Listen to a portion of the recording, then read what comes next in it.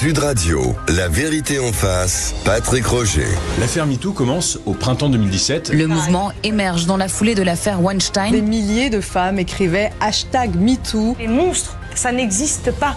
C'est notre société, c'est nous, c'est nos amis, c'est nos pères. En quelques heures, le hashtag devient viral. Un mouvement féministe mondial est né.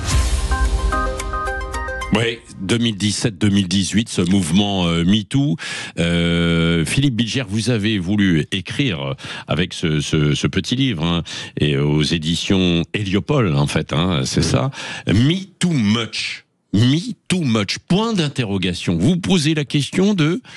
Est-ce qu'on est allé trop loin ? C'est ça. Alors, c'est une forme d'examen de conscience, votre livre. Oui. J'ai l'impression. Alors, il y a une première personnalité dans la préface qui est avocat, mais ce n'est pas vous. Non, parce que ça je n'est rappelle pas que vous moi. êtes magistrat, vous êtes ancien magistrat. Ça n'est pas moi. Même si c'était avocat général, mais enfin bon, voilà, on va pas revenir dessus. Mais d'une personne qui se pose des questions sur sa vie. Une personnalité qui est en effet un grand avocat et qui n'a pas eu sur tous les plans un comportement irréprochable. C'est-à-dire qu'elle s'interroge sur le point de savoir si elle n'a pas eu parfois des attitudes un peu vulgaires, si elle ne risque pas d'être mise en cause par une femme ou plusieurs femmes. Il s'interroge sur son passé et il craint peut-être, compte tenu du climat actuel, d'être un jour ciblé, comme il est un homme, qu'il est célèbre, qu'on le connaît, et que certains sites se sont fait une spécialité d'incriminer des personnes comme lui. Il s'angoisse un petit peu. Oui. Et de fait, à la fin, il se rend compte qu'il va faire l'objet d'une enquête, qu'on le met en cause. Oui, qu'on va le mettre en cause. Alors, si on va le mettre en cause, c'est qu'il a commis. Oui, mais pour lui, absolument, il s'interroge, il est intelligent, il est, je crois, honnête, il raisonne en tant qu'avocat sur l'ensemble des affaires qui sont mises au jour, mais... non, mais là, c'est sur sa vie personnelle, quoi. Absolument, c'est bien sur sûr. Sa vie personnelle, c'est ses relations au travail, ses relations dans sa famille, en fait. Il se demande, compte tenu des réactions... Ça veut dire qu'il a eu des aventures. Voilà, des aventures, il n'a jamais eu le moindre geste, la moindre parole selon lui vulgaire. Selon lui, vulgaire ou indécente, mais bien sûr, compte tenu du climat actuel, il se demande si un jour, une épée de Damoclès ne va pas le frapper. Alors si un jour, c'est-à-dire une épée de Damoclès, c'est quelqu'un qui va dire, bon, il y a 25 ans, ou il y a 20 ans... plusieurs personnes. Quelqu'un ou plusieurs personnes. Voilà.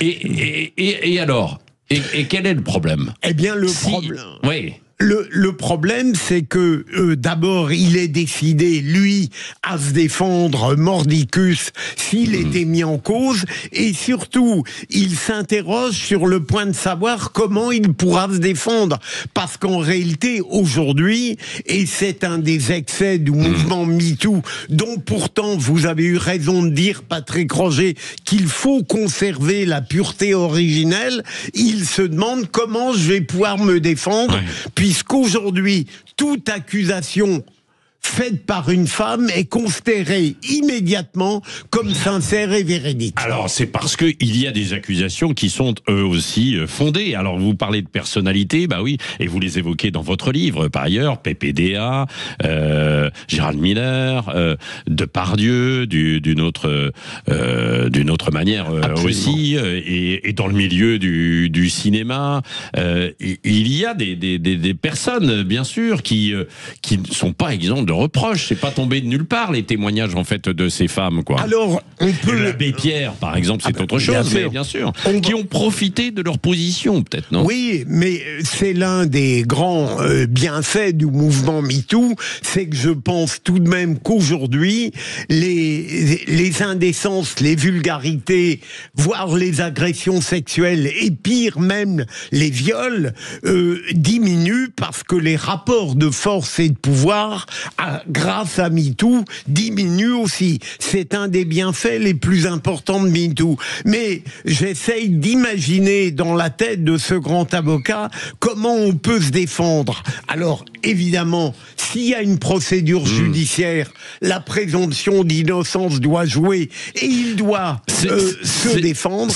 Les réseaux sociaux, c'est une catastrophe. Bah voilà, c'est là. Alors les réseaux sociaux, comme auparavant, il y avait la rumeur et des articles aussi dans les journaux, quoi. Bien sûr. Mais c'est vrai que là aujourd'hui, il y a des meutes sur les réseaux sociaux, avec de bonnes choses pour pouvoir dénoncer. C'était ça, MeToo. On pouvait dénoncer de façon anonyme, mais on ne rend pas la justice dans l'anonymat, quoi. Absolument. Vous qui avez été avocat général. Mais il faut bien distinguer, vous le faites d'ailleurs, les procédures judiciaires où la présomption d'innocence doit jouer jusqu'au bout, et puis les réseaux sociaux où j'ai l'impression que l'étau est implacable, parce que ou bien la personne se défend, mais elle est coupable, ou bien elle ne se défend pas, elle est coupable. Un grand avocat américain avait parlé de la culpabilité par dénonciation.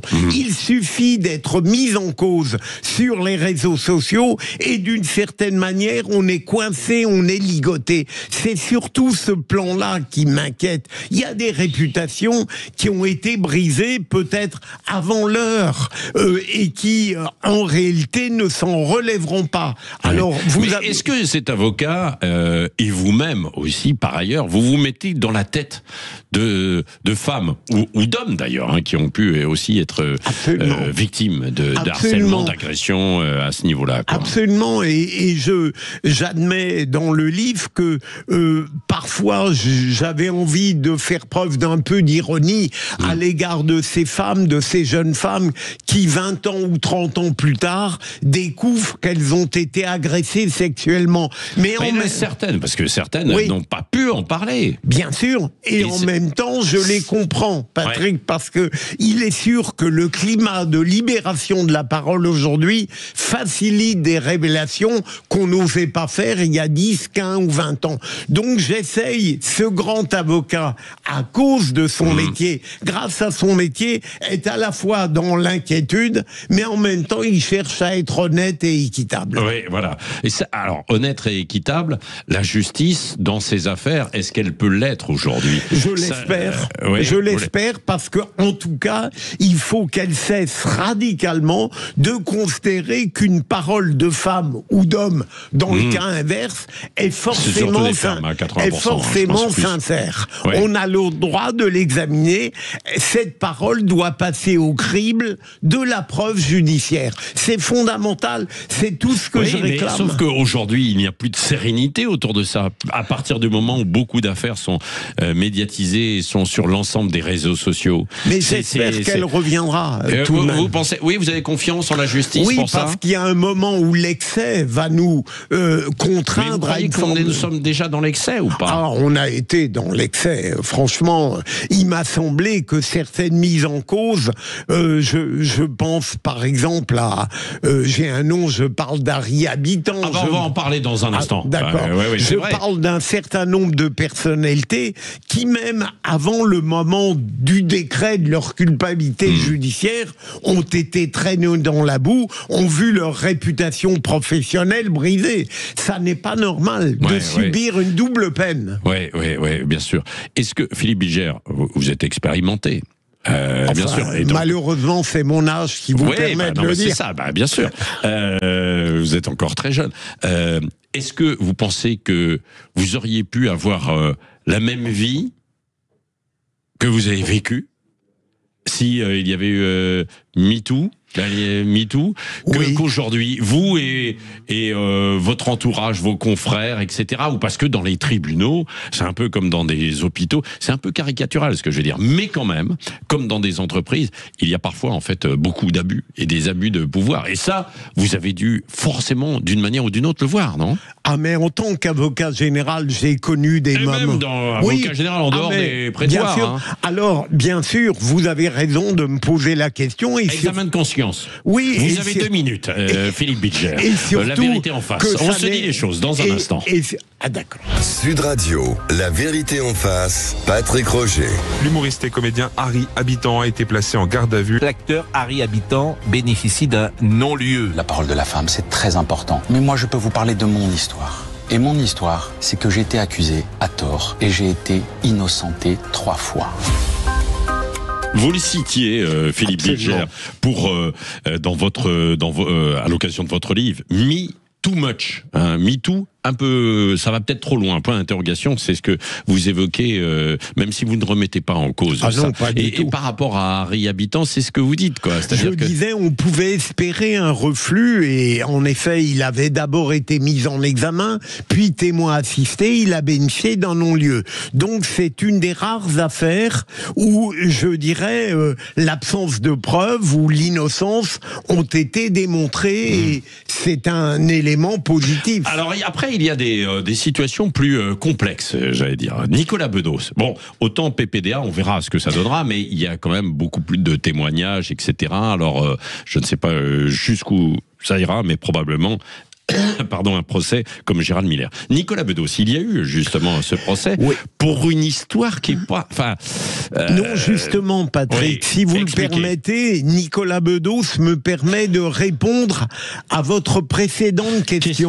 Qui était, vous-même, vous interrogez, est-ce que vous faites un examen de conscience de votre vie? Voilà, vous m'interrogez sur mon existence, et ce que je peux dire tout de même, et je pense que beaucoup d'hommes sont sensibles à cette argumentation, c'est que on a le droit d'aimer les femmes, on a le droit de séduire, on a le droit de persuader, on a le droit de se trouver dans des moments de parfaite convivialité, mais il ne faut pas oublier cette morale fondamentale qu'on ne porte pas atteinte à autrui. Donc si ce que j'espère, c'est que j'aurais toujours été sauvé par une forme de politesse, de savoir-vivre et de bienfaisance. Mais est-ce que tout le monde est comme ça? Non, c'est ça le problème. Alors, il y en a certains, en plus, sous l'effet parfois d'alcool ou d'autres, etc., qui vont un peu, qui peuvent aller trop loin. Ça a été le cas de Nicolas Bedos qui a dit j'étais bourré, pardonnez-moi l'expression, et qui ça n'excuse pas, quoi. Évidemment. Non, mais simplement parfois l'appareil judiciaire paraît une massue un peu lourde pour des comportements qui auraient été... C'est comme quand vous prenez la route, c'est-à-dire que de temps en temps vous dépassez, vous allez au-delà de la vitesse autorisée, s'il y a un radar, vous vous faites choper, là vous êtes coincé. Oui, la comparaison peut être valable, Patrick, mais je dirais par moment, lorsqu'il y a des gestes comme ceux qui ont été reprochés à Nicolas Bedos, qu'on a conscience que le mis en cause a perçu la gravité de ce qu'il a accompli, qu'il reconnaît qu'il était en état alcoolisé, et que depuis il a fait des efforts, je trouve parfois la condamnation, je l'ai trouvée clairement trop sévère. Trop sévère, voilà. C'est un ancien magistrat qui juge ses magistrats. Ben on a le droit. Je croyais qu'on pouvait pas commenter. Magistrat ou ancien magistrat, on a le droit d'être intelligent et sensible. Ben oui, 0820, et vous l'êtes, 0826 300 300, c'est Bruno de Lyon qui appelle et qui veut réagir. Alors je ne sais pas sur quel point précisément de ce que vous avez dit, mon cher Philippe Bilger. Bonjour Bruno.